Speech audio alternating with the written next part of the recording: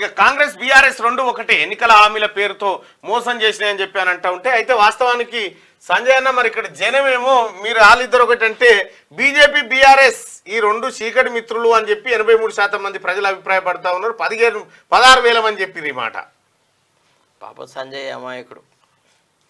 ఇది మీ వేదిక కాదు కానీ నేను ఇంకో వేదికలో తప్పకుండా కొన్ని విషయాలు చెప్పాలి. మా వేదిక వద్దు, ఎందుకంటే నేను మీకు అన్యాయం చేసే పని మాట్లాడాను. నేను నన్ను నేనే నియంత్రించుకొని మాట్లాడుతున్నా.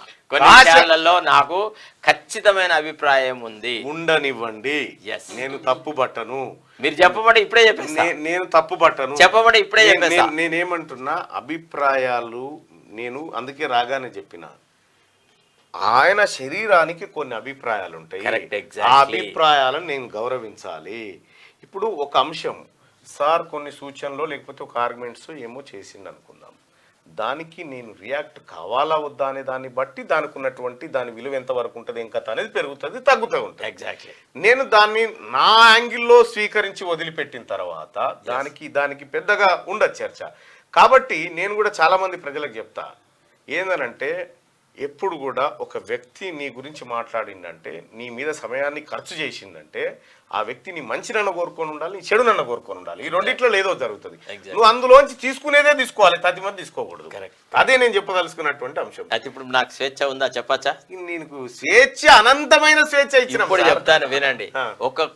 ఒక రాజకీయ కుట్ర జరుగుతుంది. ఇటు బండి సంజయ్ని, ధర్మపురి అరవింద్ను, ఈటల రాజేందర్ను ఓడగొట్టాలా, ఓన్లీ కిషన్ రెడ్డిని, తర్వాత చేవేళ్లలో ఆయన విశ్వేశ్వరరెడ్డిని, వీళ్ళిద్దరినే గెలిపించాలా. రేపటి కేంద్ర ప్రభుత్వంలో ఏర్పడే మంత్రులలో వీళ్లను ఉంచాలా అనేటువంటి ఒక పెద్ద కుట్ర తెరదీసినారు. ఎట్టి పరిస్థితుల్లో మీరు చూడండి, బండి సంజయ్ వెనుకబడతారు, ఈటల రాజేందర్ వెనుకబడతారు, ధర్మపురి అరవింద్ వెనుకబడతారు. బీసీ నాయకత్వాన్ని బీజేపీలో గ్రో కానివ్వరు. దానికి మనమే ఒక పాత్రధారులం అవుతున్నాము అనేటువంటి బాధ చాలా నా మనసులో ఎంతోగా ఉంది మలన. ఆ విషయాన్ని మీకు ఈరోజు చెప్పదలుచుకున్నా, చెప్పిన అదే.